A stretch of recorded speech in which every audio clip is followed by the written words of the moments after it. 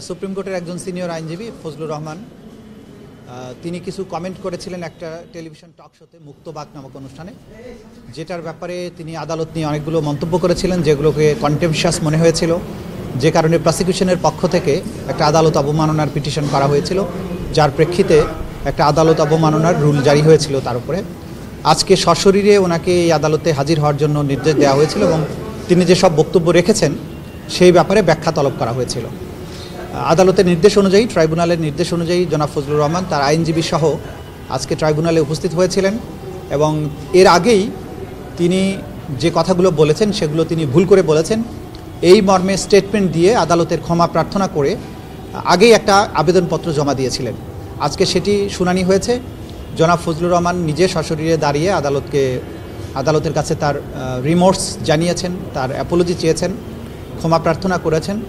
আদালত শুধু মন্তব্য করেছেন যে এই আদালত যেহেতু আইনের দ্বারা পরিচালিত, একজন আইনজীবী হিসাবে, মুক্তিযোদ্ধা হিসাবে, সিনিয়র পলিটিশিয়ান হিসাবে আদালতের ব্যাপারে মন্তব্য করার ব্যাপারে অধিক সতর্ক হওয়া প্রয়োজন এবং পলিটিশিয়ানরা যদি সতর্কভাবে কথা না বলেন তাহলে এই রাষ্ট্র কোনোভাবে ফাংশন করতে পারে না, এই ধরনের কমেন্ট উনি করেছেন। সর্বোপরি যেহেতু তিনি ক্ষমা প্রার্থনা করেছেন এবং তিনি বলেছেন যে কথাগুলো বলেছেন, স্বাস্থ্যকর অল টাইম ফ্যামিলি কেক, সব সময় অল টাইম হেলদি লাইফ, এগুলো তার বলা ঠিক হয়নি। সে কারণে আদালত তার ক্ষমা প্রার্থনার আবেদনটা মঞ্জুর করেছেন এবং কন্টেম্পটের দায় থেকে তাকে অব্যাহতি দিয়েছেন। এটা ছিল আজকের প্রসিডিংস। হ্যাঁ, এটাও বলেছেন যে আইনজীবী অথবা পলিটিশিয়ান তারা যখন আদালত নিয়ে এই ধরনের কথা বলেন জনগণের কাছে একটা ভুল মেসেজ যায়। দু কারণেই তাদের রেসপন্সিবল হওয়া উচিত। একটা হচ্ছে তারা আইনজীবী, দ্বিতীয় কারণ হচ্ছে তারা পলিটিশিয়ান। সুতরাং ভবিষ্যতে আদালতের ব্যাপারে বা এই ট্রাইব্যুনালের ব্যাপারে কোনো কমেন্ট করার ব্যাপারে যে কেউ যেন সাবধান থাকেন এবং যে কেউ যাতে এই ধরনের কথাবার্তা না বলেন, এটা সবার জন্য একটা বার্তা। যদিও ওনাকে এক্সোনারেট করা হয়েছে প্রসিডিংস থেকে, কিন্তু আদালতের এই সমস্ত কমেন্টের মাধ্যমে সবার উদ্দেশ্যে কিন্তু একটা বার্তা দেওয়া হয়েছে যে আদালতকে আন্ডারমাইন করা যাবে না, আদালতের অথরিটিকে চ্যালেঞ্জ করা যাবে না এবং আদালতকে ঘৃণা সূচক কোনো কথা বলা, অর্থাৎ আদালতকে কোনো হেট্রেটের মুখোমুখি করা যাবে না।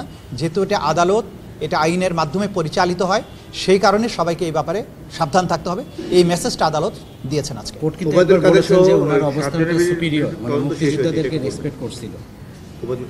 ওবায়দুল কাদের সহ বাকি যে আসামিদের মামলাটা ছিল, এখানের থেকে 4 জন আসামির বিরুদ্ধে ইতিমধ্যে ফরমাল চার্জ দাখিল হয়েছে। জনাব হাসানুল হক ইনু, জনাব সালমান এফ রহমান, জনাব আনিসুল হক এবং জোনায়েদ আহমেদ পলক, তাদের বিরুদ্ধে যেহেতু আনুষ্ঠানিক অভিযোগ দাখিল হয়েছে এবং বিচার শুরু হয়েছে, সেই কারণে এই মিসেলেনিয়াস কেস, এইটার দায় থেকে তাদেরকে অব্যাহতি দেওয়ার জন্য আমরা আবেদন করেছি। আদালত বলেছেন লিখিতভাবে বলার জন্য, তাহলে এই মিসেলেনিয়াস কেস থেকে তাদেরকে মুক্ত করা হবে, কিন্তু তাদের বিরুদ্ধে যে ট্রায়ালটা চলমান আছে সেখানে তারা বিচারের মুখোমুখি হবেন।